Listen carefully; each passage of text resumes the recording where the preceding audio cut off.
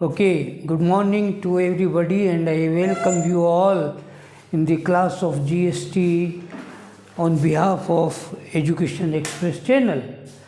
और as usual हम अभी इस पर बात कर रहे हैं जीएसटी में वैल्यूएशन ऑफ असेसेबल गुड्स या असेसेबल वैल्यू या CIF का कैलकुलेशन इस पे हम ले रहे हैं। और क्वेश्चन नंबर 4, 6 पर हम बात कर चुके थे।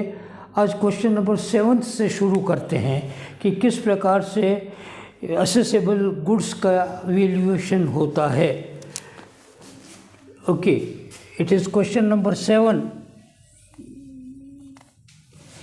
इसमें इसने कहा है FOB ऑफ मशीन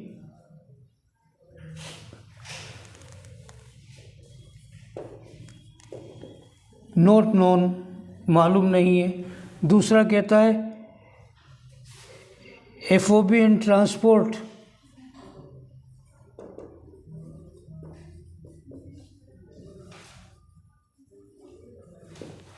और वो कहता है 56,000 पाउंड। फिर कहता है इसके बाद ये बाय एयर आया है माल, तो ट्रांसपोर्टेशन बाय एयर हुआ है। फिर कहता है कॉस्ट ऑफ इंश्योरेंस, इंश्योरेंस है नॉट नोन। फिर कहता है unloading and handling charges,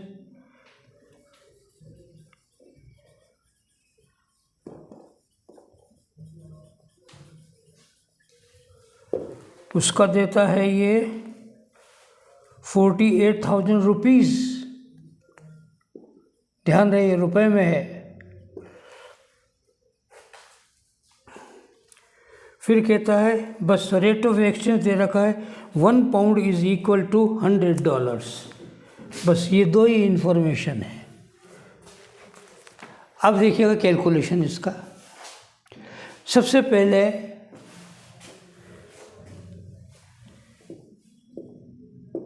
FOB plus transportation,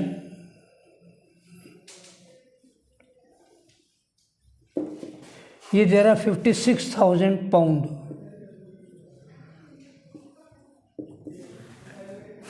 ठीक है,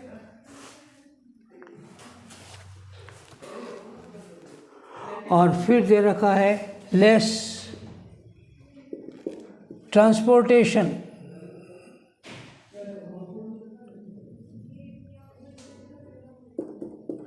ये है ₹48,000।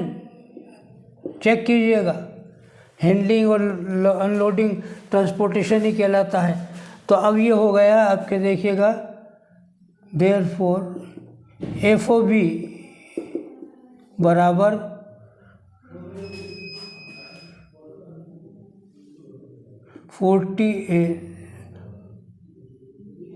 FOB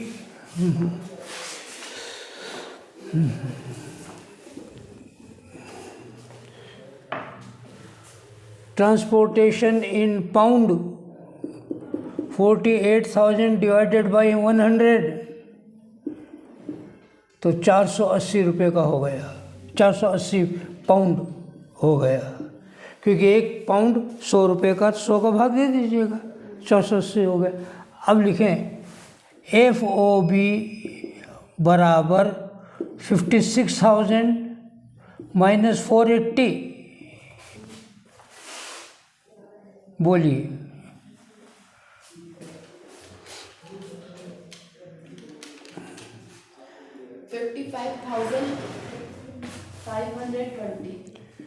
$55,520 ये है FOB।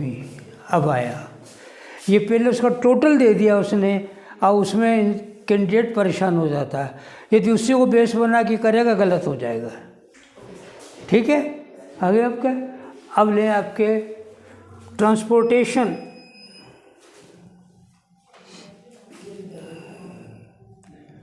या फ्रेट, इसी को ट्रांसपोर्टेशन भी कहते हैं, ध्यान रहे। फ्रेट को, और वो दे रखा 480। अब ये चेक कर लें, limited up to 20% off FOB। FOB का 20% से ज़्यादा नहीं हो सकता। 55,520 इंटू 20% बोलो,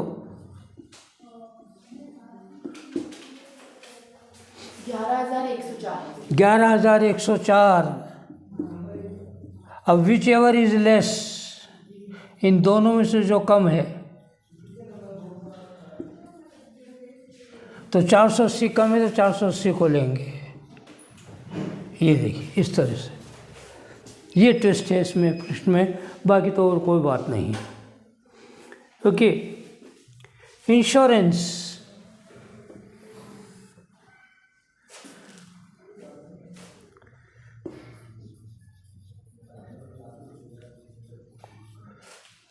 $1.125% इंटू 56,000, 56,000 का 1.125% बोलें,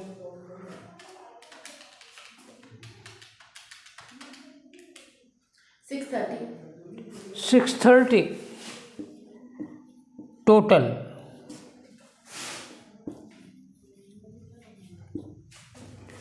जीरो 1 7 4 11 का 1 56,630 मेरे कैलकुलेशन में। ओके, कन्वर्जन, ये कन्वर्टेड इन रुपीज़ 56,630 इंटू 100 बोलिए। 56,63,000। यस, 56,63,000 ये उत्तर हो गया।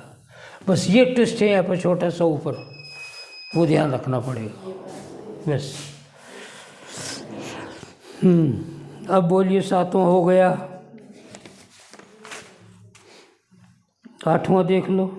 Yes sir.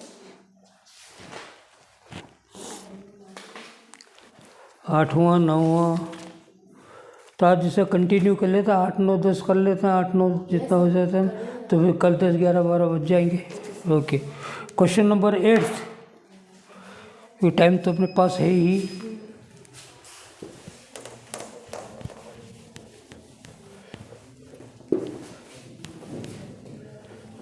तो आपको हेल्प मिल जाएगी, घर पे इतना काम नहीं करना पड़ेगा, सॉल्व हो जाएगा सारा। तो मैं फिर वापस से करती हूँ कि ना, एक बार कोई दिक्कत आ रही थी, पूछो सवाल में, फिर करने पे ही दिक्कत आती है सर।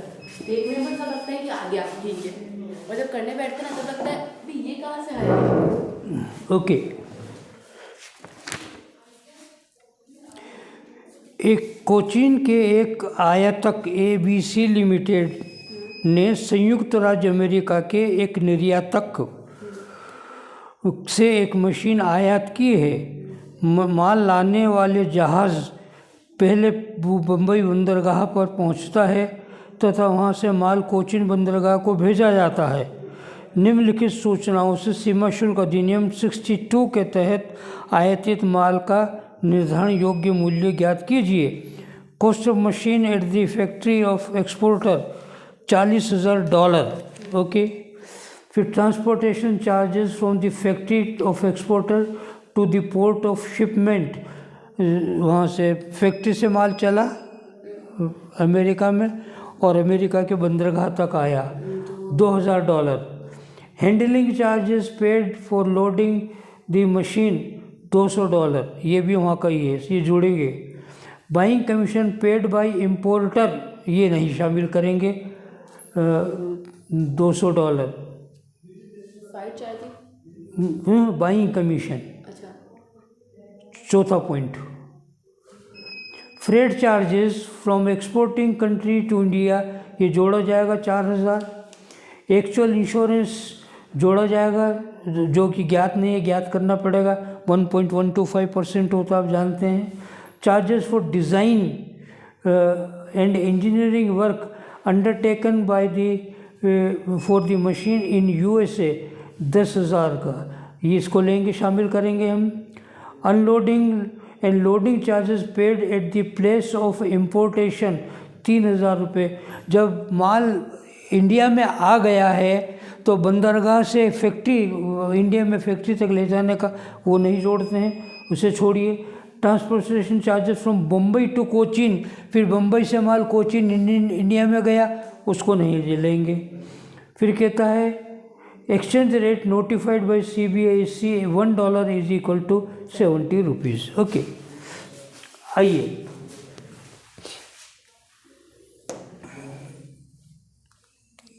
US dollar.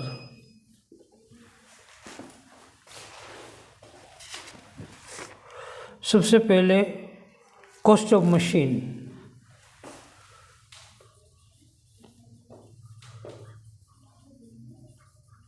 $40,000। फिर उसके बाद ट्रांसपोर्टेशन,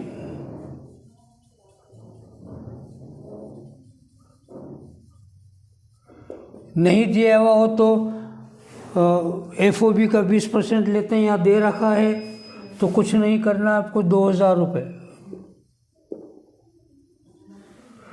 फिर उसके बाद हैंडलिंग चार्जेस,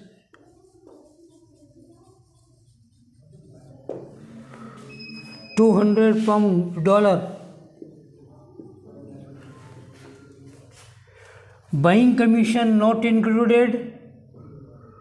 फिर है फ्रेट,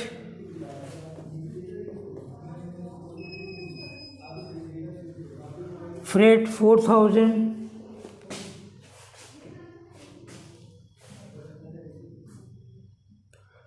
अभी रुक जाएं क्योंकि हमें इंश्योरेंस नहीं दे रखा, इंश्योरेंस मालूम करना है तो FOB मालूम होनी चाहिए। ये ऊपर लिख लें, कैलकुलेशन ऑफ FOB, पहले ये ज़रूरी है, कैलकुलेशन ऑफ FOB।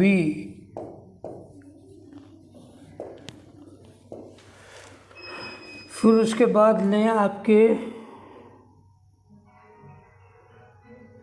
डिज़ाइनिंग का 10,000 रुपये, इंजीनियरिंग वर्क अंडरटेकन,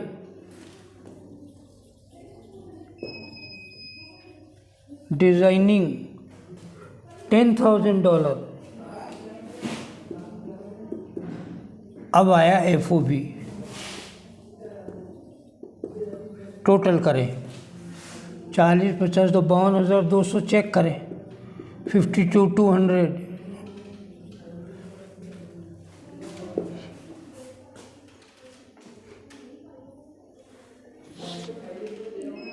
ओके, 56,200 हो गया ना सर। 40, 50 तो 52 ही तो हो रहे हैं भाई, 56 कहाँ से हो गए? सर हैंडलिंग चार्जेस की नहीं आएंगे क्या? हैंडलिंग चार्जेस हैं 200 रुपये, $200। कॉस्ट ऑफ मशीन 40,000 रुपये, हाँ ट्रांसपोर्टेशन 2,000 रुपये, हाँ, हैंडलिंग चार्जेस 200 रुपये, 200 पाउंड $, हाँ। और फ्रेट के 4,000 रुपये, और डिजाइनिंग के 4,000। फ्रेट का भी नहीं लिया ना, फ्रेट को छोड़ दिया ना हमने, कहा इसको भी नहीं लेना। हाँ, ये नहीं लेना क्योंकि FOB लेना है हमें, FOB को लेने के लिए ये करना। ओके, 52,200। अब ले फ्रेट $4,000। इंश्योरेंस, इसके लिए फ्रेट को नहीं जोड़ा था क्योंकि FOB लेना था, और इंश्योरेंस जो होता है FOB का 1.125% होता है, इसलिए तो पहले FOB ज्ञात करना ज़रूरी होता है। तो 1.125% इंटू 52,200, बोलिए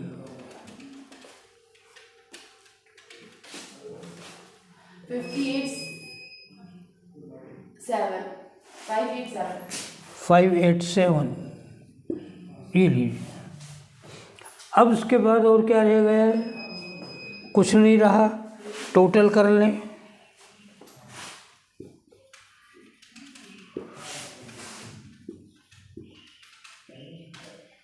56,787, 57, 2, 3, 4, 5, 6, 60 होना चाहिए, 7 की कह रहे हैं। 52,200 plus 4,587. ठीक है, converted in rupees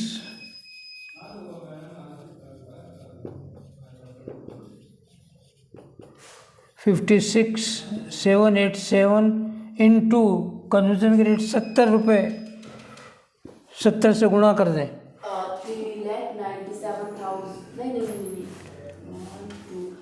39,75,000 75,090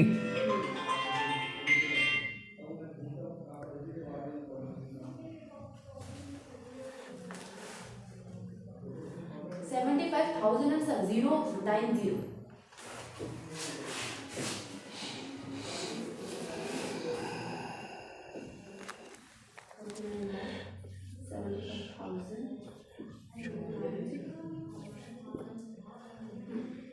answer check करो।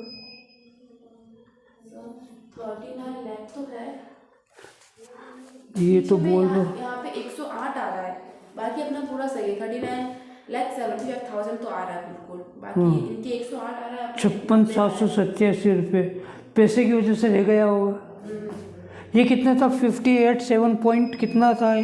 चेक करो ये वाला। वापस कर देती हूँ ना। 52,200 into 1.125%, 55,87.25।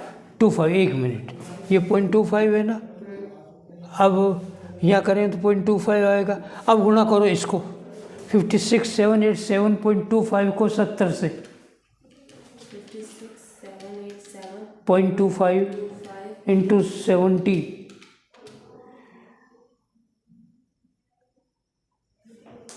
आ गया सर। आ गया। हाँ, तो उसकी वजह से हो तो 1-2 रुपये का वजह से अंतर आ जाते हैं, ध्यान रखना। ठीक है, तुम इसको 0.25 कर दो। यस सर, 0.25 कर दिया। 5 इसका अमाउंट क्या होगा?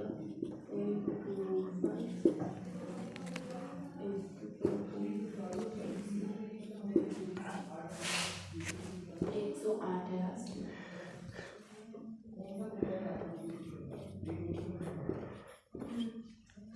तो 39 लाख कितना आ रहा उत्तर? 39,75,108। एग्जैक्ट आ गया। Yes sir, exact. अभी देखो 25 पैसे की वजह से इतना अंतर हो जाता है। Now let us proceed further and we are taking up the question number next, it is 9th, so that by tomorrow we can complete the entire topic, question number 10th, 11th and 12th 12 he question हैं। तो कल हम उसको पूरा complete कर लेंगे। आज 3 question, कल के 3 question. Okay, and this with this the topic will be over by the time. Come on, question number 9th।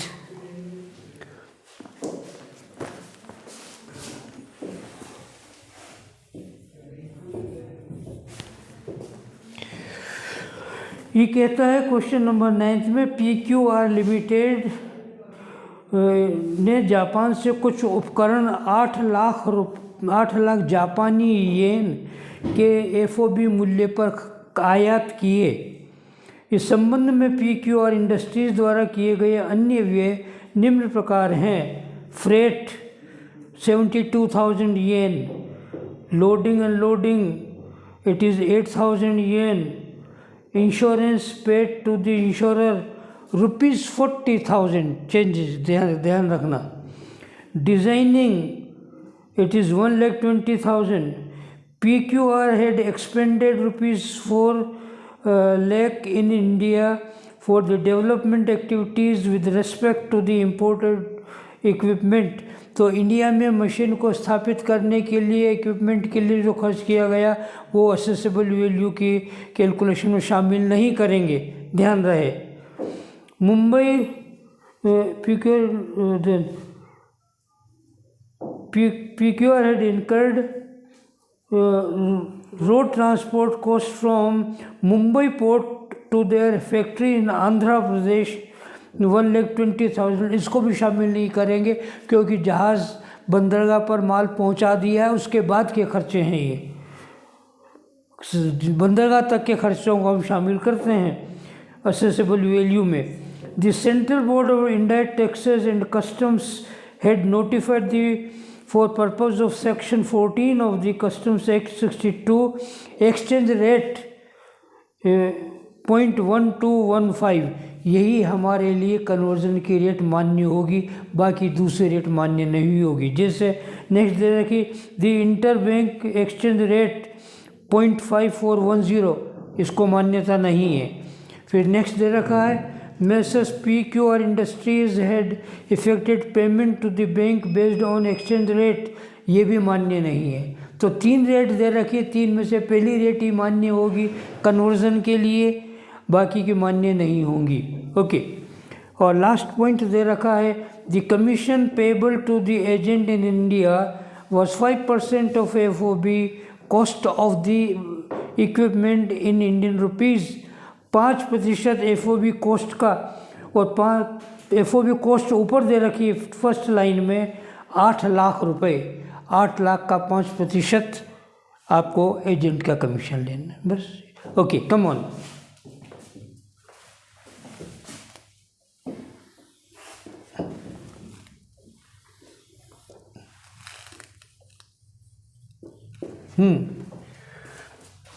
Cost of machine या इक्विपमेंट जो भी आप लिखना चाहें, इट इज़ येन है, ध्यान रखिए रुपीज़ नहीं है ये, it is yen, American currency है, सॉरी जापानीज़ करेंसी का नाम है, नॉट रुपीज़, येन है ये।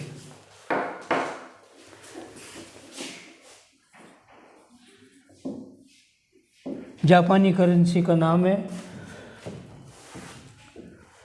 It is 8 lakh yen. Next, freight,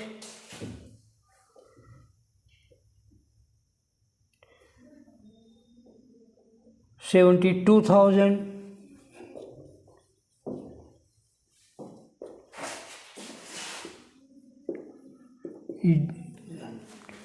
next, insurance, ये बाद में लेंगे हम insurance. Designing 1,20,000।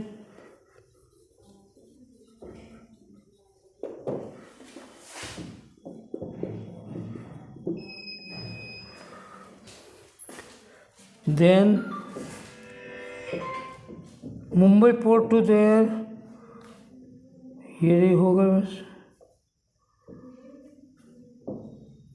That's all. Now come to the freight. क्या छूट गया था अपना?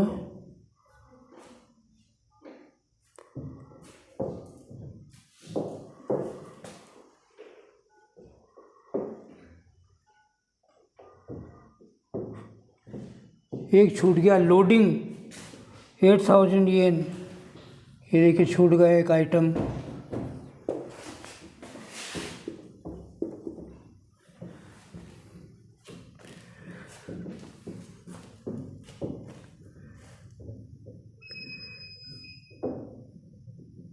इंश्योरेंस या कमीशन इंश्योरेंस,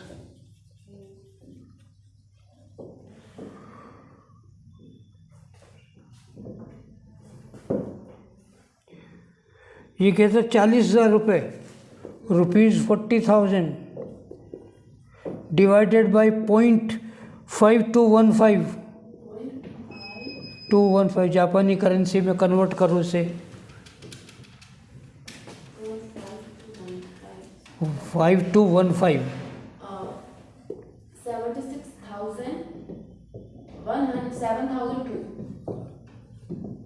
76,702, ये ना हो गया। 6,702। Agents commission 5% of cost of machine,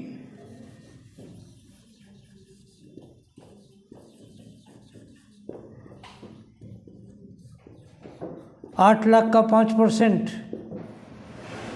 40,000, 8 5 40। बोलिए, जोड़िए। total.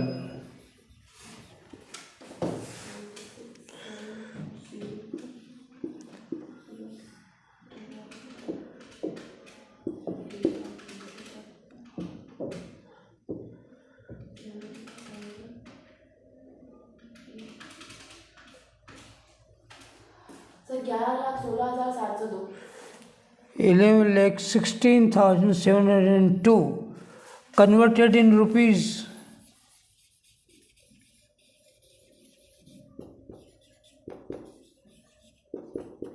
$11,16,702 multiplied by 5.5215 इससे गुणा कर दें और उत्तर चेक कर लें. 58 lakh 20 58 लाख 5 lakh 82,360 360 5 lakh 82,360 ये उत्तर होगा इसका. सही सर 5 lakh 82,360 तो इनको रैकेट आंसर है. ये देखिए question. So I think this is all for the day, and we'll taking up the rest question next day, and with that the topic will be completed. So I wish you good luck and thank you.